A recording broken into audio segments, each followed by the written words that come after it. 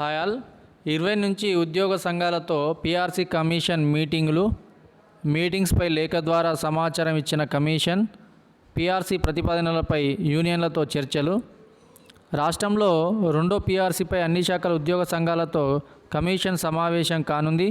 ఈ నెల 20 నుంచి 26 వరకు తొలి దశలో ఆయా సంఘాలతో PRC chairman Shivashankar, member Ramaiah సమావేశమై నేతలు ఇచ్చిన ప్రతిపాదనలు, వాటి సాధ్యాసాధ్యాలపై వివరణ తీసుకోమనున్నారు.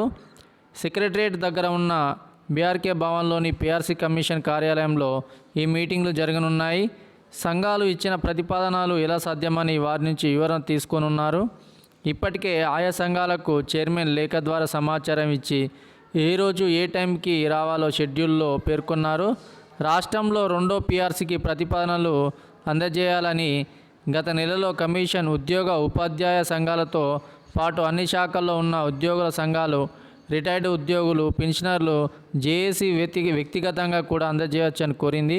ఈ నెల 4వ తేదీకి తుది గడువు విధించగా మొత్తం 3000కు పైగా సంఘాల నుంచి ప్రతిపాదనలు వచ్చాయని కమిషన్ చైర్మన్ శివశంకర్ ఇటీవల తెలిపారు. మీటింగ్లు నిర్వహించడానికి వీటిని ఫిల్టర్ చేశారు.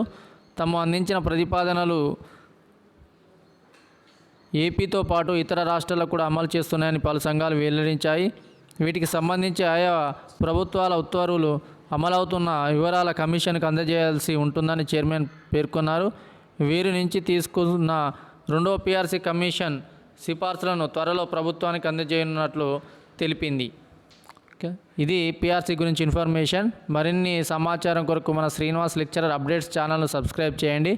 మన ఛానల్లో గురుకులాలకు సంబంధించిన నోటిఫికేషన్స్, అంటే జాబ్స్ నోటిఫికేషన్స్ అండ్ అదేవిధంగా ఎంట్రన్స్ ఎగ్జామ్స్ నోటిఫికేషన్స్, ప్రతి ఇన్ఫర్మేషన్ మన దానిలో అప్డేట్ చేస్తాను.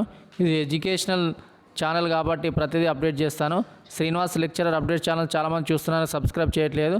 Please subscribe and click the bell icon to update the notifications and new videos. Thank you.